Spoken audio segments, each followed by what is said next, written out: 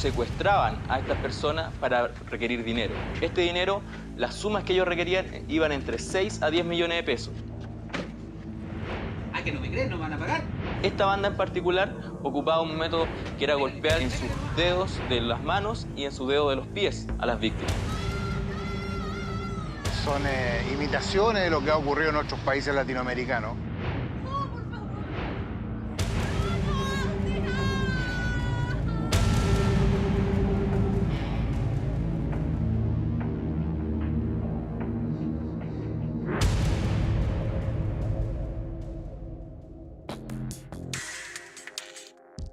Este es Danilo Mancilla Lawrence, tiene 41 años y se ha pasado gran parte de su vida entre la prisión e intentando nuevas fechorías cuando queda libre.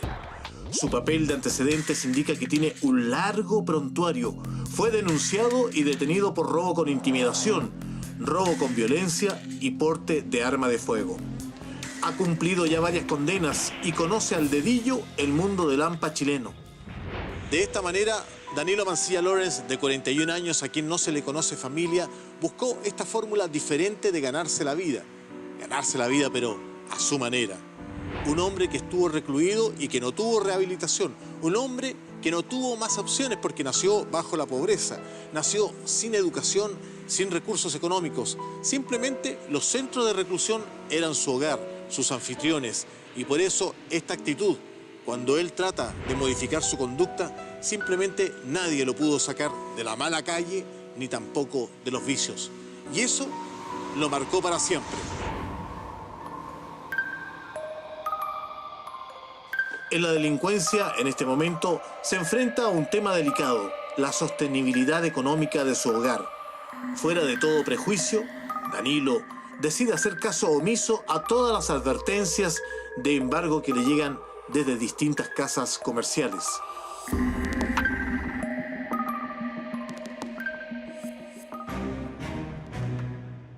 Desde luego que las amistades que una persona mantiene en la vida están vinculadas directamente a su accionar. Los amigos de Danilo eran lo que había conseguido en la cárcel. Así se asocia con gente que domina el ámbito del pillaje, la delincuencia común y el narcotráfico. Este sujeto, quien posee frondosos antecedentes, lo tienta para empezar el negocio del secuestro express. Danilo, atento a los detalles, se da cuenta que el modus operandi es aparentemente muy simple y no tiene nada que perder. Solo debe subir a una persona identificada previamente como víctima y retenerla hasta negociar con la familia un monto de dinero, el cual sería repartido en partes iguales con su eventual socio y el negocio no tendría mayores riesgos. Y el sujeto prometía resolver el asunto en un simple día.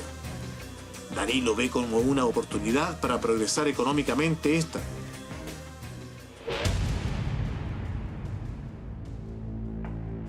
El tiempo pasa y su potencial socio lo contacta. Para grata sorpresa de Danilo, aquel hombre tenía datos ciertos sobre un comerciante de mucho dinero que podría ser la primera de muchas víctimas. Danilo, preso de su ignorancia y codicia, no duda en aceptar el trato, pidiendo a su nuevo socio los detalles para comenzar con el trabajo.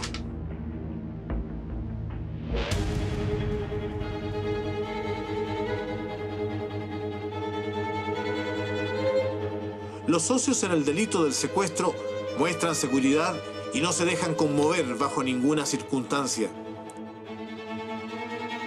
Lo único que debía hacer previo al secuestro era organizarlo. Esto incluía el estudio de la víctima y sus movimientos.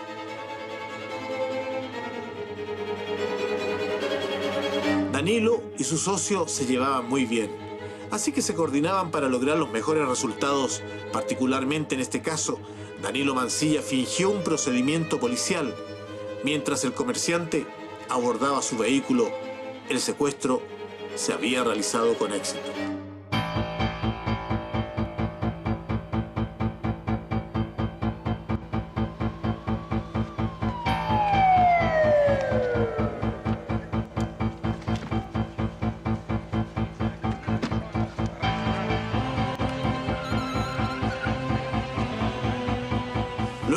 de haberlo despojado de todo lo que tenía consigo, dinero, joyas y teléfono celular, estos hombres procedían a la segunda parte de la acción: trasladarlo a un lugar alejado y pedir rescate a los familiares de la víctima. Estas son características que hacen al secuestro express, donde la persona damnificada no tiene opciones y entrega todas sus pertenencias considerando que su vida es la que corre peligro. A sabiendas que el delito cometido es grave y la policía está buscando constantemente desintegrar las bandas que se dedican a esto, Danilo y su socio tienen un escondite, el cual no los vincula a los respectivos lugares donde viven. Para desgracia de las víctimas, en este lugar nadie los puede escuchar ni ver llegar. Sí, pues tenemos a Claudio. Pégale nomás. Pégale de nuevo. ¿Escuchan los gritos? Sí, pues le estamos pegando. Nos vamos a matar si no nos pasan la plata. Sí, pues esa es la idea. Mira. En este momento, el comerciante lucha por su vida y ruega a su familia que haga todo lo posible, todo lo que ellos le indican. Tiene que pasar la plata. Ya, pues. Ya sabéis, ya, pues. Los 10 millones. Tenemos hoy día. Si no lo matamos. Sí, lo vamos a matar. En sus palabras se denota el miedo y la angustia de no saber el final de la historia. Danilo consume drogas hace tiempo. Eso lo hace un hombre vulnerable y lleno de inseguridades. No logra contenerse y llama de nuevo a la familia del secuestrado. La misma clama piedad y le asegura que solo han recaudado 500.000 pesos para el rescate. Danilo se va presionando ante la posible pérdida de todo el dinero, por lo que cede. En estos momentos es donde se puede ver la estructura básica de pensamientos del delincuente, incapaz de negociar. La rabia que lo mueve es tal que no logra contenerse y remata por la víctima. Luego de largas horas de secuestro y ya con el dinero en la mano, estos delincuentes trasladan a la víctima para deshacerse de él.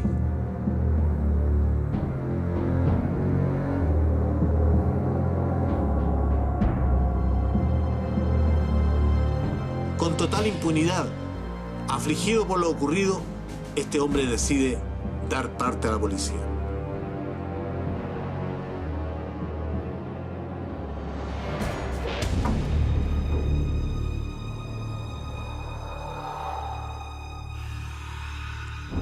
El cómplice llega donde Danilo para brindarle datos de un nuevo negocio: secuestrar a la pareja de un narcotraficante. Danilo entiende que eso tiene muy buena paga. Decide poner en marcha el plan y secuestrarla lo antes posible.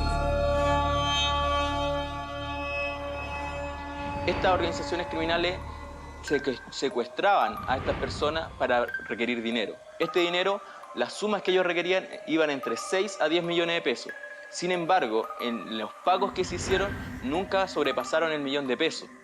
Por lo tanto, durante un día de captura, un día y medio de captura en que tenían secuestrado a estas víctimas, esa era la mayor cantidad de dinero que ellos podían, de alguna manera, los familiares de estas víctimas, reunir, y en eso finalmente se acordaba ese pago y se cancelaron en alguna oportunidad entre 500.000 pesos a 1.000.000 de pesos. En esa época, como institución, tuvimos que ver algunos de estos casos, ¿ya? Estamos hablando año 2006, 2007, en que se dio este boom, ¿no es cierto?, de los secuestros, sobre todo en el AMPA, entre los delincuentes, y a determinados empresarios muy cercanos a ellos. Son imitaciones de lo que ha ocurrido en otros países latinoamericanos, donde es fuerte, ¿no es cierto?, el asunto del secuestro. Son efectivamente para intimidar, presionar, ¿no es cierto?, a quien tendrá que pagar el rescate de esta persona. Generalmente la familia, ¿no es cierto?, a quienes se le, de una u otra manera, tienen que recibir la presión, aparte de tener la ausencia de la persona o el familiar que está retenido, ¿no es cierto?, sentir la presión de que va a ser torturado o tal vez se llegue al extremo máximo de eliminarlo. En junio del año pasado, la ONG Activa entregó una información predominante, importante, muy seria respecto de los hechos policiales. Particularmente señaló que los secuestros express habían aumentado en un 30% entre el año 2010 y 2011. Eso más o menos supone 280 casos en menos de 12 meses. Las principales víctimas de estas bandas secuestradoras eran familiares de los narcotraficantes, porque estos delincuentes comunes que secuestraban decían que ellos tenían la liquidez suficiente, el dinero contante y sonante para pagar efectivamente por esos rescates. La banda del Indio Danilo era una organización criminal establecida de 6 sujetos al menos. Estos 6 sujetos tenían diferentes misiones dentro de la organización criminal, inclusive había una mujer que participaba como encubridora. En este caso, esta banda se caracteriza, a diferencia de otras que hemos también desarticulado, en el sentido que era una banda bastante violenta. El proceder de esta organización criminal era secuestrar a las víctimas. Por lo general, estas víctimas tenían algún vínculo con familiares que se dedicaban al narcotráfico o también en el conocido como lanzas internacionales. Por lo tanto, de esa forma ellos pretendían o creían que no iban a ser denunciados ante la policía. La banda de Danilo Mancilla Lawrence ha ido creciendo. Junto a su socio fueron incorporando a otros delincuentes que se conocieron en la cárcel para ampliar la red y someter a más gente. En ese momento eran 6 las personas que trabajaban en la conspiración con Danilo, incluida una mujer. Ellas tenían una función específica dentro de la gavilla. Las coordinaciones las hacían entre todos, ya que en algún momento intervenían dentro del secuestro, el dinero fácil y las pocas expectativas de progreso económico. Esta banda en particular ocupaba un método bastante particular, que era golpear con un mazo en sus dedos de las manos y en sus dedos de los pies a las víctimas. En alguna ocasión también una de las víctimas denuncia que a través de un alicate le infligían dolor en sus dedos.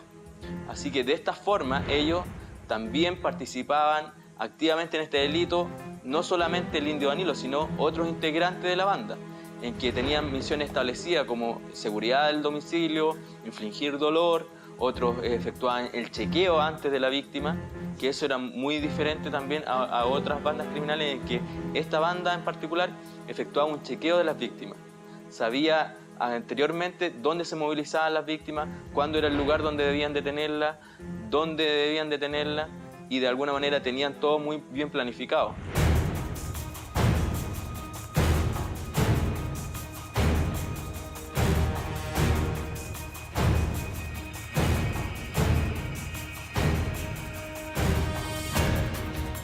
Sin intuir en lo más mínimo el peligro, esta mujer joven camina sola por las calles de su comuna. A Danilo le han indicado que ella es pareja de un narcotraficante muy poderoso y estima una buena recompensa por su libertad. Sin mucho que hacer, la víctima es sometida a fuerza al taxi. Si bien la víctima no puso mayor resistencia, el pánico que siente la inmoviliza. Danilo le da instrucciones para que se agache y no lo mire. Además, le pide todos sus objetos de valor. Ella coopera y pide piedad por su vida. Una vez que ya eran secuestradas las víctimas, se trasladaban a estas casas de seguridad. En las casas de seguridad los mantenían cautivos, amarrados, con su rostro cubierto, y en ese momento ellos efectuaban el primer llamado. Ese primer llamado telefónico iba direccionado a algún familiar de esa víctima. Por lo general, estas víctimas eran de alguna manera jóvenes, hijos de algún narcotraficante o de algún lanza internacional, y por lo tanto llamaban a esos padres, y a esos padres en definitiva le decían que tenían a su hijo secuestrado. Una vez que el padre tomaba conocimiento, en algún momento dudaba de este hecho, y posteriormente, a fin de ratificar de que estaba verdaderamente secuestrado, ponían al teléfono, en este caso a su hijo, en este caso a la víctima, para que ella misma pidiera auxilio a sus padres, y además le infligían dolor para que de alguna manera ellos se dieran cuenta de que la cosa iba en serio. Danilo toma contacto con quien aparentemente esta mujer tiene una relación. ¿Aló? ¿Sí?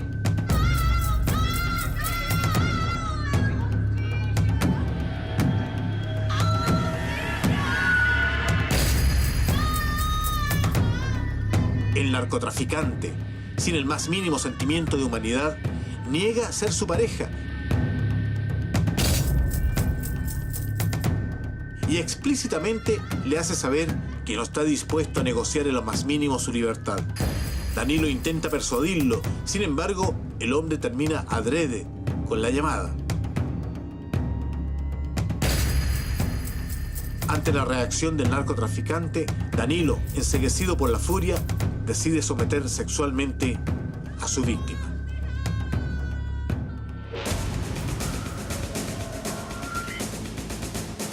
Danilo reprime fuertemente a su socio, quien no le ha dado el dato correcto, y han perdido el tiempo secuestrando a la mujer. Luego de haber fracasado en la negociación, Danilo decide abandonar a la víctima a su suerte.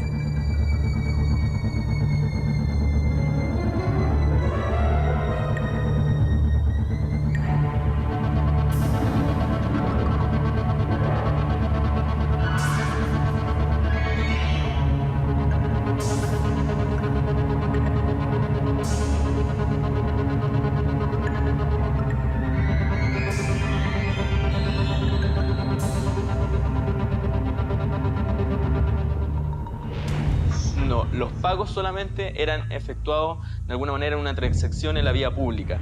Es decir, los captores en este caso pedían un lugar determinado donde fuera entregado el dinero en algún bolso o en alguna mochila donde estuviera contenido todo el dinero que ellos estaban solicitando, y posteriormente, una vez que ya verificaban que el dinero era efectivo, muchas veces también solicitaban joyas o inclusive en algunos casos pago a través de droga para la liberación de la víctima.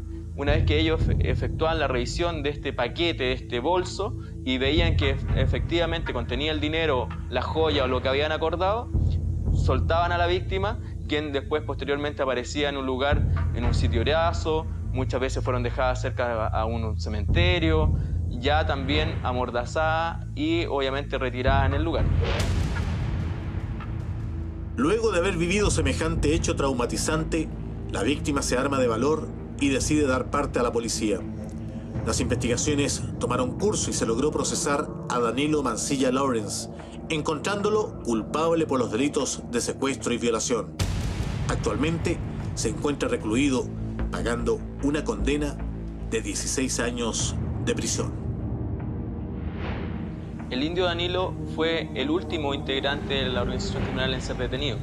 Sin embargo, ya se contaba con los antecedentes entregados por parte de las víctimas, testigos, y además de la evidencia que se recolectaron en el sitio suceso, porque no solamente además requerían dinero, sino también le sustraían especie a las víctimas, en este caso teléfonos celulares, y esos teléfonos celulares de alguna manera fueron seguidos a través de tráficos telefónicos y se posicionó en definitiva el lugar donde estaba operando el indio Danilo, donde se estaba ocultando en estas casas de seguridad, y fue el último integrante, pero también fue detenido por Carabineros.